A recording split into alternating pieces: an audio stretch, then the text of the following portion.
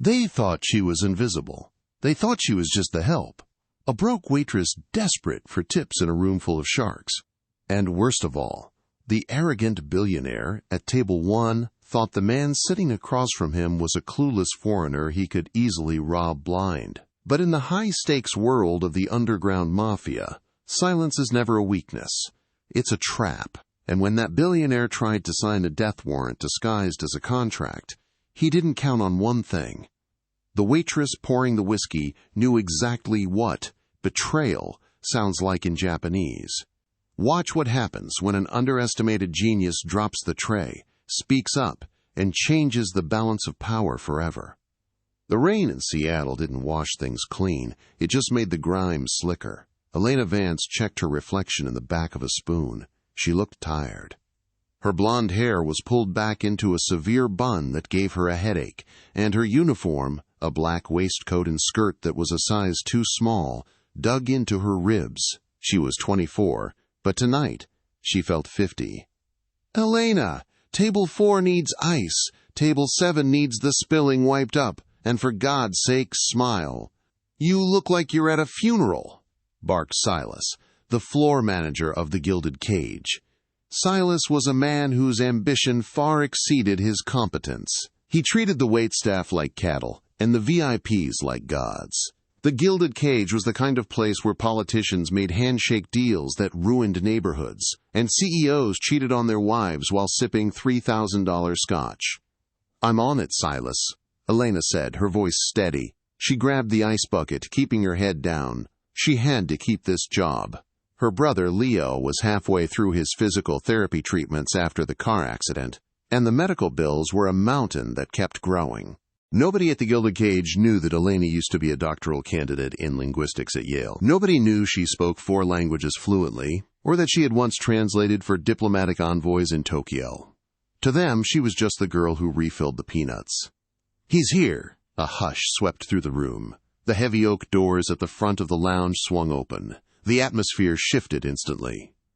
The usual dull roar of drunken chatter died down, replaced by a tense, electric silence. Walking in was a phalanx of men in sharp dark suits. They moved with military precision, scanning the room with cold eyes. In the center of the formation walked a man who seemed to absorb the light around him. He was striking. High cheekbones, dark hair swept back, and eyes that were the color of obsidian. He wore a bespoke charcoal suit that likely cost more than Elena made in 5 years. He didn't look at anyone. He didn't need to. He radiated a terrifying, quiet power.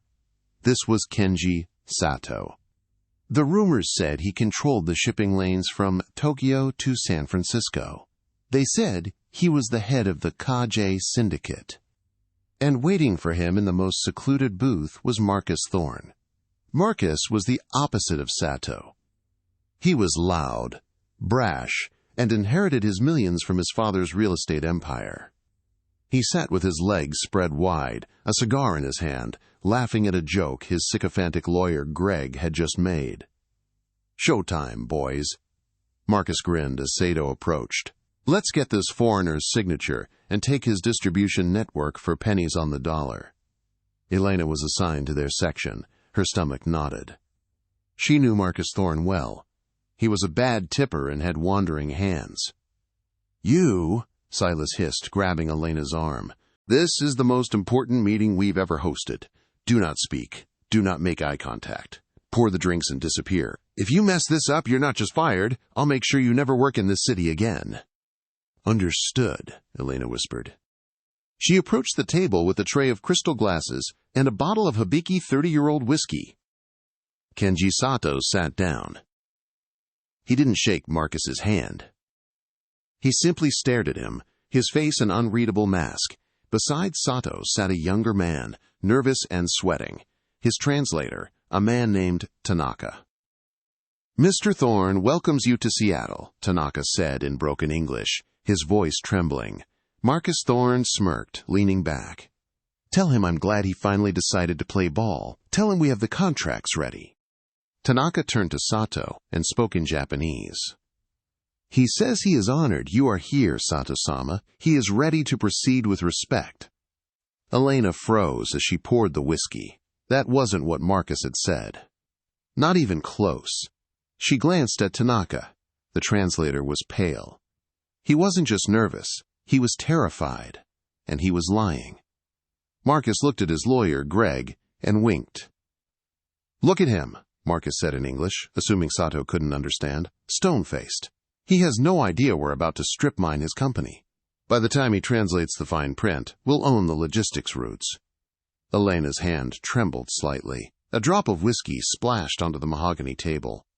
"Careful, sweetie," Marcus snapped, shooting her a glare. "This suit costs more than your life. Clean it up." Elena grabbed a napkin, her heart pounding. She looked at Kenji Sato. The crime boss hadn't moved. He was watching Marcus, but his eyes, they briefly flickered toward Elena. It was a look of intense, predatory calculation. "Let's get to business," Marcus said, sliding a thick document across the table. "Tell him this is a standard partnership agreement we discussed. 50-50 split on profits." Tanaka picked up the document. His hands were shaking so badly the paper rattled. He looked at Sato and spoke in Japanese again. "Sato-sama," he says, "this is the agreement for equal partnership. It honors the terms you requested." Elena felt a cold chill run down her spine. She had glanced at the document while wiping the table. The header on page 3 didn't say partnership. It contained a clause for total asset liquidation in the event of a regulatory audit, an audit Marcus Thorne could trigger whenever he wanted. They weren't partners. Marcus was setting Sato up to lose everything within 6 months, and the translator, Tanaka, was in on it. Or he was being blackmailed. "Don't do it," Elena told herself. "Think of Leo. Think of the medical bills. If you speak, you lose this job. If you speak, you might get killed." Sato reached into his jacket and pulled out a fountain pen. It was gold and black lacquer. He uncapped it slowly. Marcus Thorne was practically salivating. "That's it," he whispered to Greg. "Sign it, you dumb son of a bitch." Sato lowered the pen to the paper. Elena looked at the man's hands. They were scarred. This was a man of honor, a man of a different code, being played by a cheap, suit-wearing vulture like Marcus. The injustice of it burned in her throat like bile. It was the same way the insurance companies treated her brother. The same way Silas treated her. The powerful, crushing the silent. Sato, the tip of the pen, touched the paper. "Wait!" The word hung in the air. It was soft, but in the silence of the VIP section, it sounded like a gunshot. Marcus Thorne's head snapped up. Silas, who was hovering nearby, looked like he was about to have a stroke. "What did you say?" Marcus snarled at Elena. Elena clutched the serving tray to her chest. Her face was pale, but her eyes were blazing. She didn't look at Marcus. She looked directly at Kenji Sato. "Excuse me, sir," she said in English, then took a breath. She switched to Japanese. Formal, high register, flawless. "Sato-sama, do not sign that document." Clause 4, subsection B, is a trap. It allows his company to seize your assets if there is a regulatory delay. And this man, she gestured to Marcus, just boasted in English that he intends to steal your logistics routes. Your translator is lying to you. For 10 seconds, nobody breathed. The silence was heavier than the oak doors. It was absolute. Marcus Thorne looked at Elena as if she had grown a second head. The translator, Tanaka, looked like he was about to vomit. He slumped back in his chair, his face draining of all color. Silas, the manager, broke the paralysis. He rushed forward, his face purple with rage. "You stupid girl! Get out! You're fired! Get security!" He reached out to grab Elena's arm, his grip bruising. "I am so sorry, Mr. Thorne. Mr. Sato. She's mentally unstable. We're removing her right now." "Let go of me," Elena gasped, trying to pull away, but Silas was dragging her back. "Sit down." The voice was deep, resonant, and spoke perfect, unaccented English. It didn't come from Marcus. It didn't come from the lawyer. It came from Kenji Sato. Silas froze. He looked at the Japanese mob boss, confused. "Sir?" Kenji Sato didn't look at Silas. He looked at Elena. "I said, sit down." He gestured to the empty leather chair next to him, the seat of honor. Marcus laughed, a nervous, hacking sound. "Mr. Sato, you speak English? Well, that's a surprise. But surely you aren't listening to the help. She's just a waitress trying to cause a scene to get a payout." Sato ignored Marcus entirely. He turned his dark eyes onto Tanaka, his own translator. "Is it true?" Sato asked in Japanese, his voice barely a whisper. Tanaka burst into tears. He threw himself out of the chair and prostrated himself on the floor of the club, pressing his forehead into the carpet. "Forgive me, Sato-sama! They have my sister!" "Thorne's men. They said they would hurt her if I didn't translate it their way. Please, mercy." The revelation hit the table like a physical blow. Marcus Thorne's smug smile vanished. He stood up, knocking his chair over. "Okay, look, this is a misunderstanding. Greg, get the car." "Sit," Sato commanded. Two of Sato's bodyguards moved instantly, blocking Marcus's path. They didn't draw weapons, but the threat was clear. Marcus slowly sat back down, sweating profusely. Sato turned his attention to Elena. "What is your name?" "Elena," she whispered. "Elena Vance." "Elena-san," Sato said, testing the name. "Where did you learn to speak the dialect of the Kanto region so perfectly?" "I lived in Tokyo for 4 years," Elena said, her voice gaining strength. "My father was a military attaché. I studied linguistics at Yale before life happened." Sato nodded slowly. He picked up the contract, the fraudulent document Marcus had tried to make him sign. He looked at it, then ripped it in half with a single slow motion. "It seems," Sato said, looking at Marcus with eyes that promised violence, "that I am in need of a new translator, one who is honest." He turned back to Elena. "Are you busy, Miss Vance?" Elena looked at Silas, whose mouth was hanging open. She looked at Marcus, who was trembling with rage and fear. And she looked at Kenji Sato, a man who was clearly dangerous, but who had just offered her the first shred of respect she'd had in years. I think I just got fired," Elena said. "Good," Sato said. "Then you are hired. Your rate is $5,000 for the evening. Sit." Elena's knees felt weak. $5,000. That would pay for Leo's therapy for 2 months. She sat in the leather chair, setting her serving tray down on the floor. "Now," Sato said, leaning back and crossing his legs. He looked at Marcus Thorne with the expression of a predator toying with a wounded mouse. "Miss Vance, please translate for me." "Yes, sir," Elena said, her heart hammering against her ribs. Sato spoke in Japanese, his voice low and menacing. Elena turned to Marcus, her posture shifting. She wasn't the waitress anymore. She was the voice of the Keiji Syndicate. "Mr. Sato says," Elena translated, her voice crisp and cold, "that you have insulted his intelligence and his honor. He says that the price of the deal has changed. You will not get 50%. You will sign over 40% of your current distribution rights to him as a penalty for this deception." "That's insane," Marcus shouted, slamming his hand on the table. "I'll never sign that." Sato spoke again, his eyes bored into Marcus. He tapped his finger on the mahogany table. Tap, tap, tap. Elena listened, her eyes widening slightly at the message. She swallowed hard, then looked at Marcus. "Mr. Sato says that if you do not sign, he will send the recording of this meeting, including your translator's confession about the blackmail and kidnapping, to the federal authorities and your board of directors." Elena paused, then delivered the final blow. "He also says that his men are currently locating Mr. Tanaka's sister to ensure her safety. Once she is safe, he will have no reason to be civil with you." Marcus Thorne turned a ghostly shade of white. He looked at his lawyer. Greg was shaking his head, signaling, "We are screwed." "Fine," Marcus hissed through gritted teeth. "Draw up the new terms." For the next 2 hours, Elena Vance didn't pour a single drink.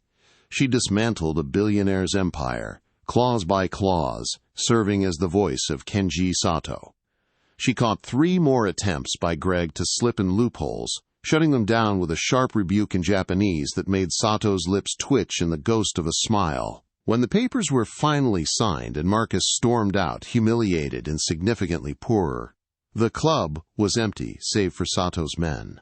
Silas, the manager, approached the table cautiously, a fake smile plastered on his face. "Mr. Sato, I hope everything was to your satisfaction. And Elena, wonderful job. Of course, you're not really fired. We can discuss a raise." Sato stood up. He towered over Silas. "She is leaving with me," Sato said calmly. Excuse me?" Silas blinked. Sato turned to Elena. "You have a sharp mind, Elena-san, and you have courage. Rare traits." He reached into his jacket pocket and pulled out a business card. It was black metal with gold embossing. "I have a problem," Sato said. "The man who tried to cheat me tonight is a fool. But the man who helped him, the one inside my own organization who set up the kidnapping of Tanaka's sister, he is the real threat. I need someone who can listen to what is not being said." He extended the card to her. "My driver will take you home to pack. Tomorrow, you fly with me to Chicago. The salary is $10,000 a week, plus expenses." Elena looked at the card. It was a lifeline. It was also a ticket into a world of shadows, crime, and danger. But then she thought of Leo, lying in his bed, waiting for treatments she couldn't afford. She thought of Silas screaming at her for not smiling enough. She took the card. "I'll need an advance," Elena said, her voice steady, "for my brother." Sato didn't blink. He snapped his fingers, and one of his guards placed a thick envelope of cash on the table. "Done," Sato said. "Welcome to the family, Elena-san." As she walked out of the gilded cage, flanked by bodyguards, Elena didn't look back at Silas. She stepped into the cool night air, into the back of a black limousine, and watched her old life disappear in the rear-view mirror. But she didn't know that by getting into that car, she had just painted a target on her back. Marcus Thorne wasn't the type to forgive, and the traitor inside Sato's organization was watching every move. The private jet cruising at 40,000 feet was quieter than Elena's old apartment. The leather seats smelled of cedar and bergamot. Across the aisle, Kenji Sato reviewed documents on a tablet, his expression unreadable. Elena stared out the window at the clouds, her hand unconsciously clutching the secure phone Sato had given her. She had already transferred the advance to Leo's care facility. For the first time in 2 years, her brother's treatment was fully paid for. But the cost was sitting across from her. A man who could end lives with a phone call. "You are staring," Kenji said without looking up. Elena jumped slightly. "I'm sorry, Mr. Sato, I'm just processing." "Kenji," he corrected. He set the tablet down and looked at her. The coldness from the nightclub was gone, replaced by a weary intensity. "In public, I am Sato-sama. In private, I am Kenji. If we are to survive Chicago, you need to trust me, and I need to trust you." "Why Chicago?" Elena asked. "I thought your base was the West Coast." "It is," Kenji said, standing up and walking to the bar. He poured 2 glasses of water, not alcohol. He slid one to her. "But my enemies are everywhere. There is a coalition forming. The syndicate is trying to merge with the Irish mob in Chicago, led by a man named Julian Cross. If they succeed, they will push me out of the logistics market completely. Marcus Thorne was just a pawn. Julian Cross is the king." Elena took a sip of the water. "And you need me to translate?" "I need you to interpret," Kenji said, his dark eyes locking onto hers. "Translation is replacing words. Interpretation is understanding the soul of the speaker. You saw Thorne's deception when my own men could not. Cross is smarter than Thorne. He speaks Japanese, actually. He prides himself on it." "Then why do you need me?" "Because he speaks the language of commerce," Kenji said, leaning closer. "But he does not speak the language of desperation. You do. I saw it in your eyes at the club. You have fought for everything you have. You notice details the wealthy miss, because, for them, survival is guaranteed. For you, it is a daily war." Elena felt a flush rise in her cheeks. He saw her, really saw her. "We land in an hour," Kenji said, moving back to his seat. "There is a dress in the back cabin." "Put it on. Tonight, we go to the opera." That is where Julian Cross does his business. Chicago was freezing, a stark contrast to the rainy mildness of Seattle. The wind whipped off Lake Michigan, cutting through coats like knives. Elena stepped out of the black SUV in front of the Lyric Opera House. She was wearing a midnight blue gown that Kenji had provided. It fit perfectly, hugging her curves and flaring at the bottom, with a slit that allowed for movement. Around her neck was a diamond choker that felt heavy, like a collar. Kenji offered her his arm. "Stay close. Smile. Listen." As they entered the grand lobby, the opulence was suffocating. Chandeliers the size of cars hung from the gold-leafed ceiling. The elite of Chicago were there, senators, oil tycoons, and amidst them, the wolves. "There," Kenji whispered. Standing near the grand staircase was a man who looked like a Viking forced into a tuxedo. He was massive, with pale blonde hair and a jagged scar running down his jaw. This was Julian Cross. He spotted them and smiled. A predator's grin. "Sato-san," Julian boomed, walking over with his arms spread. "I didn't think you'd actually come to my city." "Julian," Kenji nodded, his face a mask of polite indifference. "You invited me. It would be rude to refuse." Julian's eyes slid to Elena. He looked her up and down, lingering on her neck. "And who is this? I didn't know you brought companions on business trips." "This is Elena," Kenji said, his voice dropping an octave, a warning tone embedded in the introduction. "She is my consultant." "Consultant?" Julian laughed. "Right. Well, Elena, you're far prettier than the last translator he had. Shame about what happened to him." Elena kept her face neutral, but her heart skipped a beat. Shame about what happened to him. It was a threat.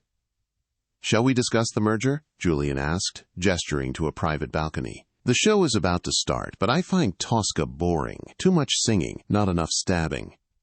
They moved to the private box. The heavy velvet curtains were drawn. Inside, 3 of Julian's men stood in the shadows. Kenji had only brought one bodyguard, a silent giant named Hiro. They sat Julian poured brandy. "Here's the deal, Kenji," Julian said, switching to surprisingly fluent Japanese. "I take 60% of the Port Authority. You keep the shipping routes, but you pay me a tariff for every container that touches Chicago soil. In exchange, I don't kill you tonight." He smiled as he said it, as if discussing the weather. Kenji swirled his glass. He didn't respond immediately. Elena watched Julian's hands. He was tapping his ring against the glass. "Tap, tap. Pause. Tap, tap, tap." She looked at the men in the shadows. One of them, a man with a red tie, shifted his weight every time Julian tapped. It was a signal.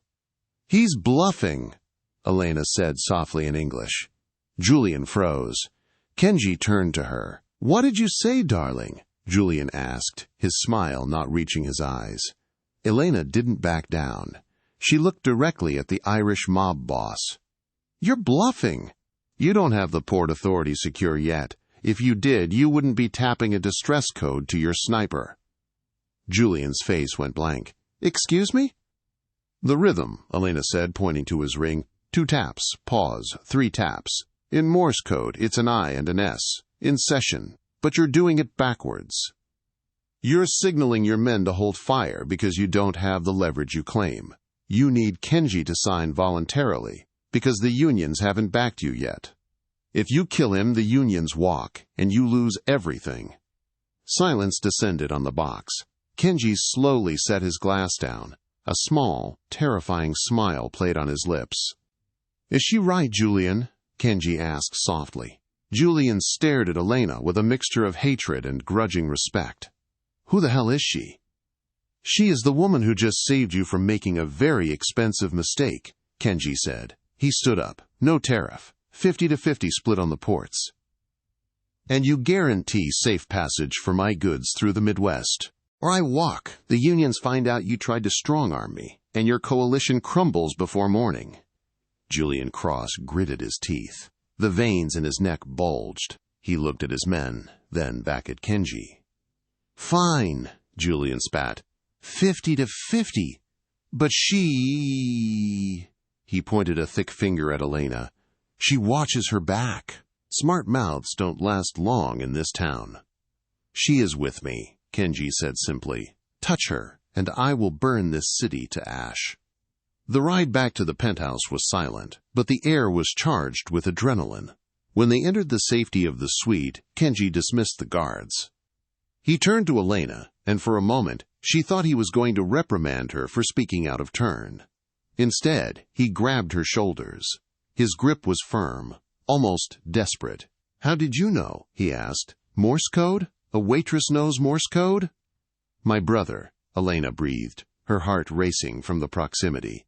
"Leo. Before the accident, he was a ham radio operator. He taught me. We used to tap messages to each other through the walls when our parents fought." Kenji stared at her, his dark eyes searching her face. The intensity was overwhelming. The adrenaline of the confrontation was shifting into something else, something magnetic. "You are extraordinary, Elena," he whispered. He leaned in. Elena didn't pull away. She felt drawn to him, to the darkness and the surprising light within him. His lips brushed hers, soft, tentative, a question rather than a demand. Elena closed her eyes and kissed him back. It was a kiss that tasted of danger and whiskey. For a moment, the world of contracts and hitmen dissolved. There was only the heat of his hands on her waist and the scent of his skin. He pulled back slowly, his forehead resting against hers. "This is dangerous," he murmured. "If they know you mean something to me, they will use you." "I can take care of myself," Elena whispered. "I know," Kenji said, "but I cannot bear the thought of you being hurt." He stepped away, putting distance between them as if physically fighting the urge to stay close. "Go to sleep, Elena. Tomorrow we meet with the bankers to finalize the deal. We must be sharp." Elena went to her room, her body humming. She touched her lips. She had fallen for the boss. It was the oldest cliché in the book, and yet it felt terrifyingly real. But the peace didn't last. The next morning, the meeting was scheduled at the Highlander Hotel, a neutral ground. Kenji, Elena, and Kenji's trusted advisor, a British lawyer named Gavin Reed, were present. Gavin was charming, sharp-witted, and had been with Kenji for 5 years. He greeted Elena with a warm smile. "Brilliant work last night, my dear. Julian Cross is a nightmare to deal with." "Thank you, Gavin," Elena said. They sat in the conference room. The bankers were late. "Strange," Kenji muttered, checking his watch. "They are never late." "Traffic, perhaps," Gavin suggested, pouring himself a coffee. "Chicago gridlock is legendary." Elena watched Gavin. He was calm, too calm. She glanced at his phone, which was sitting face up on the table. A text message flashed on the screen. It was in English, but the preview was brief. "Package delivered. Exit clear." Elena frowned. "Gavin, are you expecting a package?" Gavin's smile faltered for a fraction of a second. "Just some documents from the firm. Why?" Elena's mind raced. Package delivered. The bankers were late. The hotel was unusually quiet. She looked at the coffee Gavin had poured. He hadn't taken a sip. "Kenji," Elena said, her voice trembling. "Don't drink the water." Kenji paused, the glass halfway to his lips. "What?" "Gavin," Elena said, standing up. "Show me the message on your phone." "Don't be ridiculous, Elena," Gavin laughed, but his hand moved toward his jacket pocket. "It's privileged attorney-client communication." "Show him," Elena screamed. Kenji moved faster than humanly possible. He lunged across the table, grabbing Gavin's wrist before he could reach for a weapon. He slammed Gavin's hand onto the table. "Unlock the phone," Kenji commanded. Gavin sneered, his charming facade dropping instantly. "It's too late, Kenji. You're already dead." Boom! The explosion didn't come from the room. It came from the hallway. The door was blown off its hinges, filling the room with smoke and debris. "Get down!" Kenji roared. He tackled Elena, shielding her body with his own as gunfire erupted from the smoke. Men in tactical gear stormed the room. Kenji returned fire with a handgun he had drawn from a holster concealed at the small of his back. Bang! Bang! 2 attackers dropped. "The window!" Kenji shouted to Elena. "It's 10 stories up!" she cried. "Fire escape! Now!" Kenji dragged Gavin up by his collar, using the traitor as a human shield. Bullets tore into Gavin's chest. The lawyer gasped, his eyes wide with shock, and slumped dead. Kenji shoved the body toward the gunman and grabbed Elena's hand. They sprinted for the window. Kenji shattered the glass with a chair, and they scrambled out onto the rusted metal fire escape. The wind howled. Below them, sirens wailed. "They knew we were here," Kenji panted, blood trickling from a cut on his forehead. "Gavin sold us out." "Who?" Elena asked, terrified. "Who did he sell us to?" Kenji looked at her, his eyes grim. "Not Julian Cross. Cross wants money. This was an assassination. This is personal." He checked his ammo. "We can't go back to the hotel. We can't trust the car. We are on our own." They spent the night in a motel on the outskirts of the city, a place with flickering neon signs and thin walls. It was a far cry from the penthouse, but it was anonymous. Elena sat on the edge of the bed, stitching a gash on Kenji's arm with a sewing kit she had bought from a convenience store. Her hands were steady, though her mind was reeling. "You did well today," Kenji said, wincing as the needle pierced his skin. "You saved me again, Gavin. I trusted him with my life." "He was greedy," Elena said softly. "I heard him on the phone yesterday. I didn't realize it then, but he was using code words. Bluebird and Sunset. I thought he was talking about stocks." "Sunset is the code for my death," Kenji said darkly. "Who wants you dead this badly, Kenji?" Kenji looked away. "My brother." Elena froze. "You have a brother?" "Takeshi. He was supposed to lead the clan, but he is unstable, cruel without purpose. My father passed the leadership to me, and Takeshi has never forgiven it. He was exiled to Brazil 5 years ago. I thought he was content running the drug trade there. Clearly, he wants the throne back." Kenji stood up, pacing the small room. "Gavin was the only one who knew our schedule. If Gavin was working for Takeshi, then Takeshi is here, in Chicago." Elena felt a cold dread, a family war. This wasn't just business, it was a blood feud. "What do we do?" Elena asked. "I have to end it," Kenji said. "I have to call a meeting. The High Council. If I challenge Takeshi Takedo, a duel of honor, he cannot refuse without losing face before the other families." "A duel?" Elena stood up. "Kenji, this isn't a samurai movie. He'll just shoot you."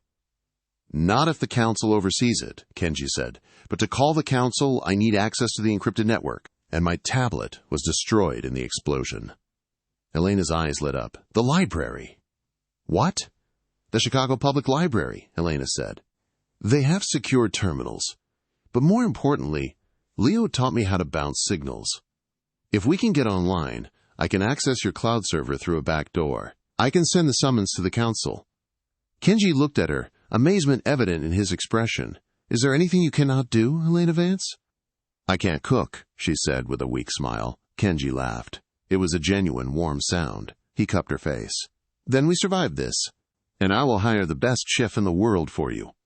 They left the motel at dawn. They moved through the shadows of the city, avoiding cameras and police. They were fugitives, hunted by the law and the Mafia alike. They reached the library just as it opened. They found a secluded terminal in the back. Elena's fingers flew across the keyboard. She wasn't just a linguist, she was a pattern recognizer. Code was just another language. "I'm in," she whispered, "sending the summons now." "Enter authorization code." "Kenji, the code?" "Bushido, 77, he whispered. The screen flashed green. "Summons sent. The council acknowledges." Meeting set. Midnight. The rail yards. "It is done," Kenji said. "Now, we wait." But as they turned to leave, Elena saw a man reading a newspaper near the exit. He wore a baseball cap, but his shoes, they were Italian leather. Loafers. "Kenji," she whispered. 3 o'clock, the man in the cap. Kenji glanced, his body tensed. "Takeshi's executioner," Kenji murmured. "Run." They bolted for the side exit. The man shouted something into a radio, and suddenly the library was swarming. 3 men blocked the side door. "Upstairs!" Kenji commanded. They ran up the marble staircase. Bullets chipped the stone railing behind them. They were trapped. "The roof!" Kenji said, kicking open the fire door. They burst out onto the roof of the library. The wind was fierce. They ran to the edge, looking down. It was a 4-story drop to the alley. "Dead end," a voice sneered behind them. They turned. Standing by the door, holding a silenced pistol, was a man who looked like a twisted mirror image of Kenji. Same eyes, same jaw, but his face was marred by a jagged scar across his nose. Takeshi Sato. "Hello, little brother," Takeshi smiled. "And I see you brought a pet." Kenji stepped in front of Elena. "Let her go, Takeshi. This is between us." "Oh no," Takeshi laughed. "She sent the summons, didn't she? I saw the network ping. Clever girl. Too bad she has to die." Takeshi raised the gun. "Wait!" Elena shouted. She stepped out from behind Kenji, her hands raised. "Elena, no!" Kenji yelled. "You don't want to kill me," Elena said, her voice shaking but loud. She switched to Japanese. "Because I am the only one who knows where Kenji hid the ledger." Takeshi paused. The ledger, the master list of every politician and judge on the payroll, it was worth billions. "He doesn't have a ledger," Takeshi spat. "He does," Elena lied, her mind racing. "He told me the location last night. He said if anything happens to him, I am to email it to the FBI.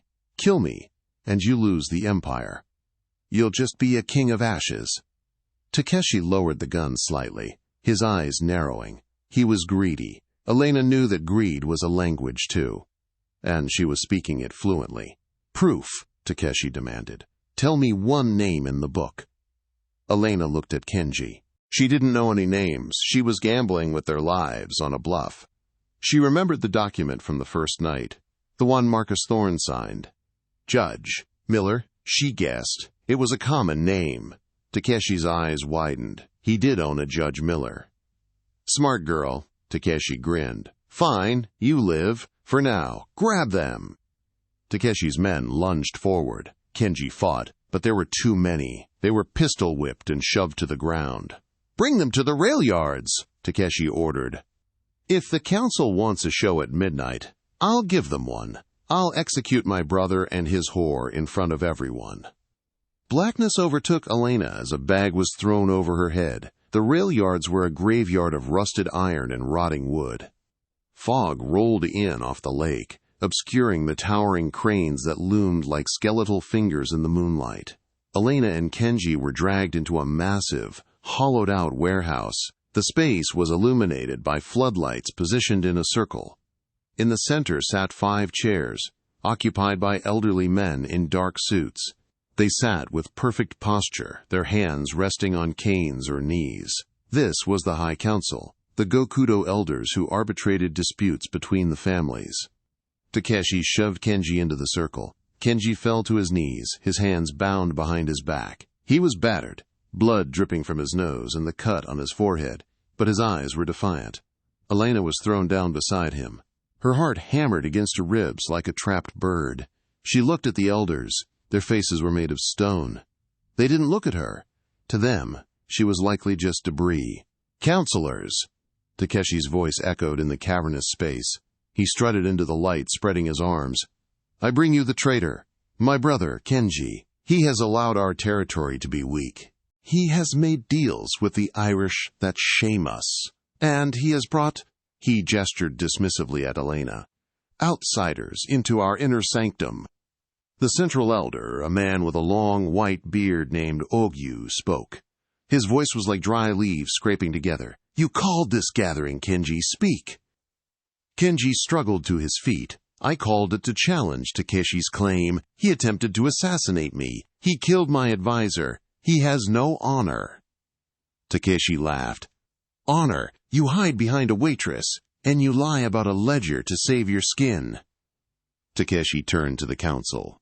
"He claims he has a ledger of all our contacts hidden away, and that she knows where it is. I say he is bluffing. I say he is desperate." Elder Ogyu looked at Elena. For the first time, she felt the weight of his gaze. It was terrifying. "Is this true, child?" Ogyu asked in Japanese. "Do you hold the secrets of the families?" Elena swallowed. If she said no, they died immediately. If she said yes, Takeshi would torture her until she gave up a location that didn't exist. She took a breath and spoke in clear, respectful Japanese. Honorable Ogyu-sama, I hold the truth.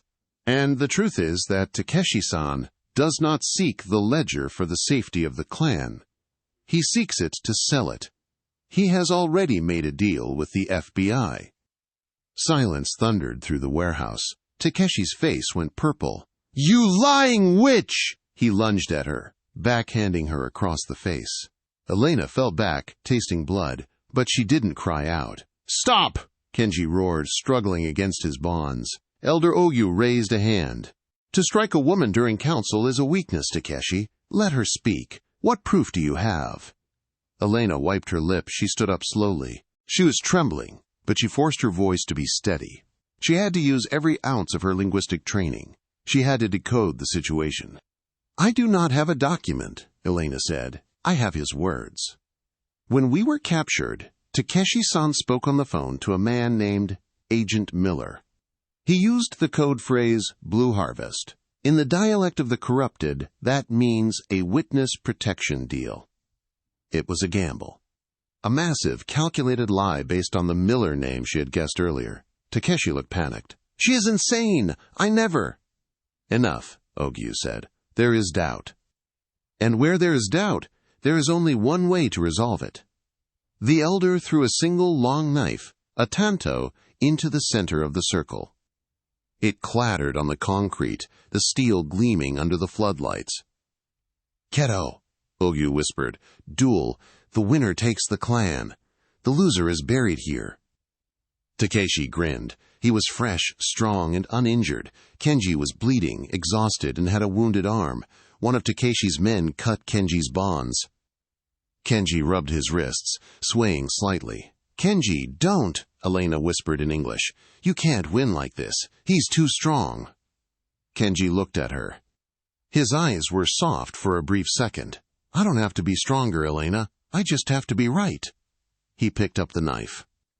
Takeshi pulled a serrated combat knife from his belt, ignoring the traditional blade on the floor. Another violation of tradition, but the council said nothing. They watched. Die, little brother, Takeshi hissed. The fight was brutal and fast. Takeshi attacked with the ferocity of a wild animal. He slashed at Kenji's face, forcing Kenji to dodge and weave. Kenji was slow. His movements were heavy.